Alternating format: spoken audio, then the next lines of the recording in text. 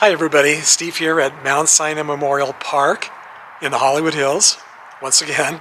And it's a pretty cold morning. The sun has come up, but this particular crypt, or this particular outdoor mausoleum, faces north, and so it's completely in shade right now, as you can see, and it's pretty cool out.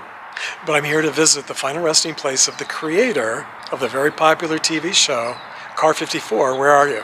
He's laid to rest right here, Nate Hiken.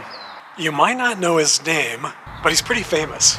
Hiken died from a heart attack in Brentwood, California on December 7th, 1968 at the young age of 54. And before Car 54, he had created an earlier show that was equally as popular, maybe even more popular, which was called Sergeant Bilko. And later the name was changed to The Phil Silvers Show. The Phil Silvers Show aired from 1954 to 1959, and Car 54, Where Are You? Aired from 1961 to 1963. I was wondering why it only lasted a couple of seasons, and I read that it was very popular when it was canceled, and it was canceled by his request. I guess he was just tired of doing the series and didn't want to continue anymore. So he decided to cancel the series while it was still very popular. And it's interesting because Phil Silvers is also laid to rest here at Mount Sinai Memorial Park, just on the same side of the street, just a few courtyards, I guess that would be west of here. And one of the stars of Car 54, Where Are You? Is buried just on the other side of the fence that separates these two cemeteries, Mount Sinai Memorial Park and Forest Lawn Memorial Park. I could walk there in 5 minutes. It's very close. So it's kind of neat that they must have all been friends in real life, and now they're all laid to rest really close to each other.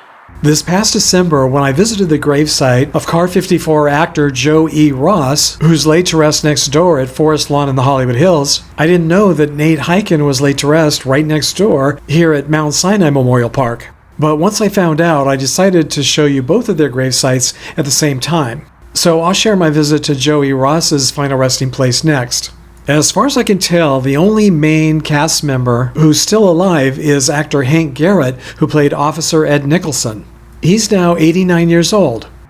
Actor Al Lewis, who played Officer Leo Schnauzer on the series, died from natural causes on Roosevelt Island in New York on February 3rd, 2006, at the age of 82.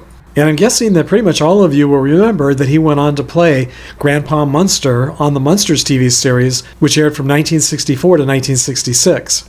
Fred Gwynne, who played Officer Francis Muldoon, one of the two stars of the show, died from pancreatic cancer in Taneytown, Maryland on July 2nd, 1993, at the age of 66. He's laid to rest in an unmarked grave at Sandy Mount United Methodist Church Cemetery in Finksburg, Maryland. And like fellow actor Al Lewis, he also went on to an even bigger role playing Herman Munster, the star of the TV show The Munsters.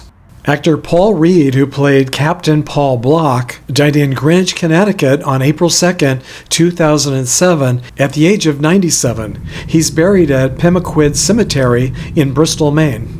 Beatrice Pons, who played Gunther Toody's wife Lucille, died in Manhattan, New York on June 17, 1991 at the age of 85. She's buried at Riverside Cemetery in Saddlebrook, New Jersey. And I bet some of you remember that she also played Joey Ross's wife, Emma Ritzik, on The Phil Silvers Show. Before doing a little bit of research for this video, I had completely forgotten, or maybe I never even noticed since I was just a kid when I watched all of these shows, just how many of the actors appeared in 2 or even 3 of them. And I can't really think of many other TV shows where that's happened. Can any of you? If there wasn't a fence dividing these two cemeteries, as I mentioned earlier, I could just easily walk to Joey Ross's gravesite. But since there is, I'm going to drive next door and share my visit with you from a couple of weeks ago. You know, it's kind of funny. I thought I was probably the only one who remembered the TV sitcom Car 54, Where Are You? But then it turned out over the last few years, quite a few of you have left comments asking me to visit the cast member gravesites from the show. So I guess I'm not the only one who remembered the show, which is cool. It was a pretty fun show, and I just watched it again the other day. Joey Ross, you might remember, played Gunther Toody. Maybe it was Toady. I think it was Toody. The show was a comedy, and he played a New York City cop. I think they were stationed in the Bronx, and his partner was played by Fred Gwynne. And the two just kept getting into trouble. Well, actually, I think Toody got Fred Gwynne's character into trouble most of the time. I think Fred Gwynne's character was more the level-headed cop, and Fred Gwynne played the straight man.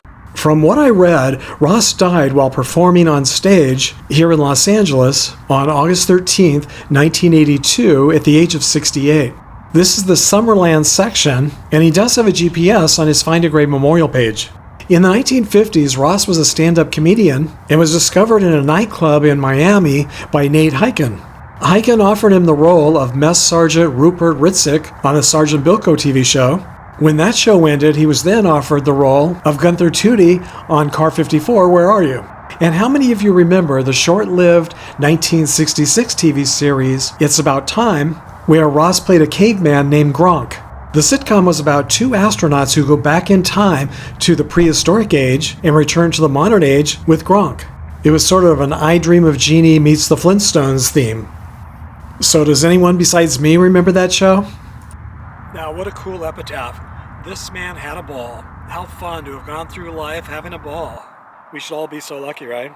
So he's just down below the Courts of Remembrance, outdoor mausoleums, and the freeway is just there to the right. And before I forget, I want to give a shout out and thank all of you who suggested that I make this trip. Thank you, Brett Holzlander, Deborah Williams, Donald Hickox, Plymouth Duster 225, Frank DiNardo, Jazz Guy, Raymond Maycool, Catherine Kolker, Nancy Mundell, and Ronald Abel. And this week I want to thank my newest PayPal supporter, Bruce Sokolowski, and my newest Patreon supporter, Dan DeLynch. Thank you so much, Bruce and Dan, for your extra generous donations to my channel. They mean a lot and they really do help make future trips like this possible. If you enjoyed today's trip to the past, I hope you'll join me in another one by clicking and watching this video here. Until next time, thanks for sharing the memories, everybody.